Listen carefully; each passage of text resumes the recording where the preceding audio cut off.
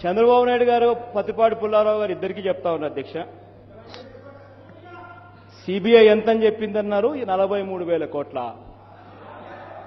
దాంట్లో పావుల భాగం ఇచ్చేసేయండి అయ్యా, నేను ఎక్కడ సంతకం పెట్టమంటే అక్కడ పెడతాను. పావుల భాగం ఇచ్చేయండి అయ్యా, 43,000 కోట్లలో మీ ఇష్టం వచ్చిన చోట ఎక్కడ సంతకం పెట్టమంటే అక్కడ పెడతా. ఉండేటివన్నీ మీరు మీ ఇష్టం వచ్చినట్టు అన్ని చెప్పేసేస్తారు. రేపొద్దున ఇదే అసెంబ్లీ చూపించి ఇది కూడా నాదే అంటారు.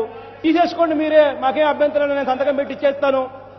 ఎందుకు ఊరికే నోరు ఉంది కదా అని ఇష్టం వచ్చినట్టు అబద్ధాలు. అధ్యక్ష, నా కేసుల మీద చంద్రబాబు నాయుడు గారు మాట్లాడుతూ ఉంటే, నిజంగా ఆయన నోట్లో నుంచి మాటలు వస్తూ ఉంటే నిజంగా చాలా చాలా అన్యాయస్తుడు మాట్లాడితే ఎలా ఉంటుందో అలా ఉంది అధ్యక్ష. కారణం ఏంటంటే అధ్యక్ష, నా మీద కేసులు పెట్టింది ఎవరు? చంద్రబాబు నాయుడు గారు, కాంగ్రెస్ పార్టీ ఇద్దరు కలిసి నా మీద కేసులు పెట్టారు. నా మీద కేసులు వచ్చింది ఎప్పుడు? రాజశేఖర రెడ్డి గారు ముఖ్యమంత్రిగా ఉన్నంతసేపు రాజశేఖర రెడ్డి గారు ఆనరబుల్ మ్యాన్. రాజశేఖర రెడ్డి గారు ముఖ్యమంత్రిగా ఉన్నంతసేపు రాజశేఖర రెడ్డి గారి మీద కేసులు లేవు. జగన్మోహన్ రెడ్డి అనే వ్యక్తి కాంగ్రెస్ పార్టీలో ఉన్నంత వరకు జగన్మోహన్ రెడ్డి మీద కేసులు లేవు. జగన్మోహన్ రెడ్డి కాంగ్రెస్ పార్టీ విడిచిపెట్టి వెళ్లిన తర్వాత కాంగ్రెస్ పార్టీ, చంద్రబాబు నాయుడు గారి పార్టీ ఇద్దరు కలిసి నా మీద కేసులు పెట్టారు. అయినా కూడా అధికారంలో ఉన్న సోనియా గాంధీతో పోరాటం చేయడానికి నేను వెనకడుగు వేయాల. మీ మాదిరి నేను కోర్టులకు వెళ్లి కోర్టులలో నా మీద విచారణ చేయొద్దండి అని చెప్పి స్టే తెచ్చుకోలేదు నేను మీ మాదిరి. అధ్యక్ష, నా గురించి మంత్రులతో మాట్లాడిచ్చారు. ఆశ్చర్యం ఏంటంటే, నరేంద్ర గారి దగ్గర నుంచి ఉమా దగ్గర వరకు మాట్లాడారు. అచ్చెయ్య నాయుడు దగ్గర నుంచి ప్రతి మంత్రి టైం తీసుకొని నా గురించి తిట్టారు. తిట్టించే కార్యక్రమం చేశారు.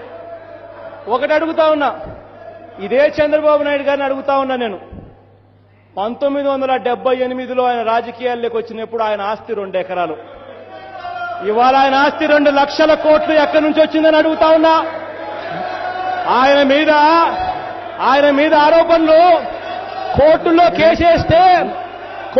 కేసేస్తే కేసుల నుంచి విచారణ జరగకుండా తప్పించుకునే కార్యక్రమం చేశాడు. ఆయన మీద ఎంక్వైరీ చేయించుకుందాం. ఇవాళ ఇదే సిబిఐ చేత చంద్రబాబు నాయుడు గారి మీద విచారణ చేయిస్తాం.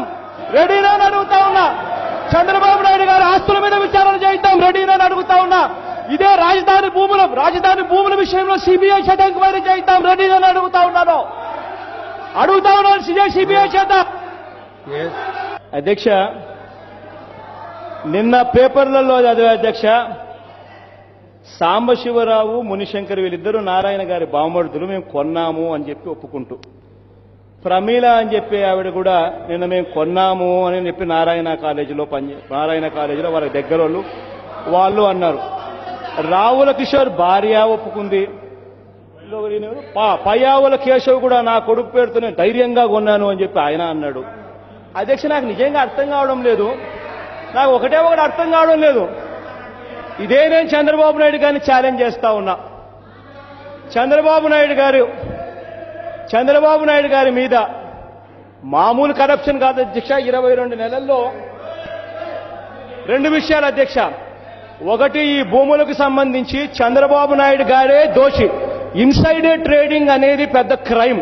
ఇన్సైడర్ ట్రేడింగ్ కిందికి ఇదంతా వస్తుంది. నీకు బాధ్యత గల ప్లేస్ లో నువ్వు ఉండి, ఒక ముఖ్యమంత్రి స్థానంలో మీరుండి, ముఖ్యమంత్రి స్థానంలో ఉన్న వ్యక్తి పలాని చోట క్యాపిటల్ సిటీ వస్తుందని తనకు తెలిసి, తనకు సంబంధించిన వాళ్ళతో బినామీలతో భూములు కొనుగోలు చేయించి ఆ తర్వాత క్యాపిటల్ సిటీ అక్కడికి తీసుకొని రావడం ఇన్సైడర్ ట్రేడింగ్ కన్నా దారుణమైన క్రైమ్. దీనికి సిబిఐ చేత ఎంక్వైరీ చేయిద్దాము అని చెప్పి నేను అడుగుతా ఉన్నాను. నేను ఒకటే అడుగుతా ఉన్నా అధ్యక్ష, చంద్రబాబు నాయుడు గారిని సూటిగానే అడిగా, ఛాలెంజ్ చేస్తూ అడిగా, సిబిఐ చేత విచారణ చేయిద్దాము అని చెప్పి సూటిగా అడిగా. సిబిఐ చేత విచారణ చేయిద్దామన్నా. సిబిఐ అంటే మీరు ఢిల్లీలో కేంద్రంలో ఉన్నా మీరు మేనేజ్ చేసుకుంటారన్న భయం నాకు కాస్తో కూస్తో ఉన్నా ధైర్యం చేసి అడుగుతా ఉన్నా, సిబిఐ చేతనే ఎంక్వైరీ చేయిద్దామని చెప్పి. రెడీనా? అసలు నాకు అర్థం కావాల్సిన పని ఏంటంటే ఫలాని చోట రాజధాని వస్తుందన్న సంగతి నీకు తెలిసి ఉండి నువ్వు నాగార్జున యూనివర్సిటీ దగ్గర ఇంకొక చోట రాజధాని వస్తా ఉందని చెప్పి భ్రమను కల్పించి నీ బినామీల చేత ఇక్కడ పూర్తిగా భూములు కొనించిన తర్వాత నువ్వు ఇక్కడ రాజధాని వస్తుందని ఇక్కడ డిక్లేర్ చేశావు. ఇది రైతులకు మోసం చేయడం కాదా అని అడుగుతా ఉన్నా నేను. నాకు ఇంకోటి అర్థం కావాల్సిన పని మీరు యాక్షన్ తీసుకోవడం ఏంటండి? అసలు నిందితులు నువ్వే, ఇన్సైడర్ ట్రేడింగ్ చేసింది నువ్వే. అవును, ఇన్సైడర్ ట్రేడింగ్ చేసింది మీరు. Oath of secrecy. ముఖ్యమంత్రిగా ప్రమాణ స్వీకారం చేసేటప్పుడు ఓత్ ఆఫ్ సీక్రసీ తీసుకుంటారు. ఓత్ ఆఫ్ సీక్రసీ అంటే ఏమిటో తెలుసా? ఓత్ ఆఫ్ సీక్రసీ అంటే ఫలాని చోట ఫలానిది వస్తుంది అని తెలిసి దానివల్ల నీకు సంబంధించిన వాళ్లకు నీకు లాభం చేకూర్చేందుకు నువ్వు వాళ్ళకి ఇన్ఫర్మేషన్ ఇవ్వకూడదు అన్నది oath of secrecy. Oath of సీక్రసీని మీరు బ్రీచ్ చేశారు. ఇన్సైడర్ ట్రేడింగ్ కిందకి వస్తుంది. ఎంక్వైరీకి రెడీ కాంటే చెప్తాం. అధ్యక్ష, సాక్షి పేపర్ నరేంద్ర గారు చదివారు. దాంట్లో ఎక్కడైనా ముఖ్యమంత్రి గారు ప్రకటించారు అని ఎక్కడన్నా ఉందా? ఏ పేపర్లో అయినా లీకులు రాస్తారు. అందులో అక్కడ జేసీ దివాకర్ రెడ్డి గారి పేరు, ఇంకొకరి పేరు రాస్తా ఉన్నప్పుడు లీకుల పరంగా రాయడం అన్నది ఒక పేపర్ మామూలుగా ఏ పేపర్ అయినా చేసే పని. నూజువీడు దగ్గర, నగిరిపల్లె దగ్గర, నూజువీడు దగ్గర అగిరిపల్లె దగ్గర కూడా క్యాపిటల్ సిటీ వస్తా ఉందని కూడా సాక్షితో పాటు అన్ని మీడియా పేపర్లు రాశాయి. అన్ని టీవీ ఛానళ్లు నూజువీడు దగ్గర కూడా వస్తా ఉన్నాయని రాశాయి. దాంట్లో కూడా చెప్పింది కూడా చంద్రబాబు నాయుడు గారు ప్రకటన చేసింది ఎప్పుడో తెలుసా? చంద్రబాబు నాయుడు గారు ప్రకటన 28/12/2014 చంద్రబాబు నాయుడు గారు ప్రకటన చేశారు. అంతకు ముందు చంద్రబాబు నాయుడు గారు ప్రకటన చేయలేదు సార్. అంతవరకు చంద్రబాబు నాయుడు గారు అగిరిపల్లె అనేవాడు, అక్కడనేవాడు, ఇక్కడనేవాడు, కన్ఫ్యూజన్ క్రియేట్ చేసేవాడు. క్యాపిటల్ సిటీ ఇక్కడ వస్తా ఉంది అని చంద్రబాబు నాయుడు గారు డిక్లేర్ చేసింది 28 డిసెంబర్ 2014 చంద్రబాబు నాయుడు గారు డిక్లేర్ చేశారు. నేను ఇప్పటికి కూడా అడుగుతా ఉన్నా, నేను ఛాలెంజ్ చేసింది సిబిఐ ఎంక్వైరీ.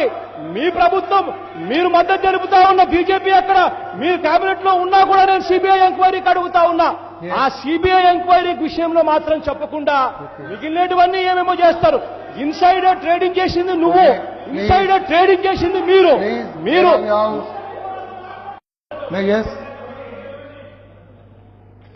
అధ్యక్ష, సిబిఐ ఎంక్వైరీ అంటే ఎవరు తేలుకుట్టిన దొంగలా ఎవరు భయపడి వెనక్కిపోతున్నారో ప్రజలకందరికీ తెలుసు అధ్యక్ష. సిబిఐ ఎంక్వైరీ అంటానే ఉలిక్కి పడుతున్నది ఎవరో ప్రజలందరూ చూస్తున్నారు అధ్యక్ష.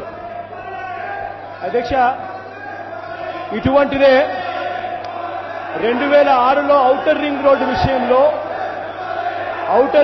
విషయంలో ఇదే మాదిరిగా చంద్రబాబు నాయుడు గారు సభలో ఆరోపణలు చేస్తే ఆ దివంగత నేత ప్రీతమ నాయకుడు వైఎస్ రాజశేఖర రెడ్డి గారు ముఖ్యమంత్రిగా ఉన్నప్పుడు వెంటనే సిబిఐ ఎంక్వైరీకి ఆర్డర్ చేశాడు అధ్యక్ష. ఒకసారి గతంలోకి వెళ్ళండి. ఇదే రకమైన ఆరోపణ ఔటర్ రింగ్ రోడ్డు విషయంలో ఆ రోజు 2006లో ఆ దివంగత నేత ప్రీతమ నాయకుడు డాక్టర్ వైఎస్ రాజశేఖర రెడ్డి గారి మీద ఆరోపణలు చేసినప్పుడు సిబిఐ ఎంక్వైరీకి ముఖ్యమంత్రి స్థానంలో ఉండి ఆ దివంగత నేత ప్రీతమ నాయకుడు రాజశేఖర రెడ్డి గారు సిబిఐ ఎంక్వైరీకి ఆర్డర్ చేశాడు. ఎందుకంటే ఆయనలో నిజాయితీ ఉండేది కాబట్టి ఆర్డర్ చేశాడు. ఇక్కడ ఏం జరుగుతా ఉంది అంటే ఓత్ ఆఫ్ సీక్రసీ ప్రమాణ స్వీకారం చేసేటప్పుడు ఓత్ ఆఫ్ సీక్రసీ తీసుకుంటారు. ఆ ఓత్ ఆఫ్ సీక్రసీని చంద్రబాబు నాయుడు గారు బ్రీచ్ చేశారు. అలాంటి చోట క్యాపిటల్ వస్తుందని తెలిసి అన్యాయం చేశాడు.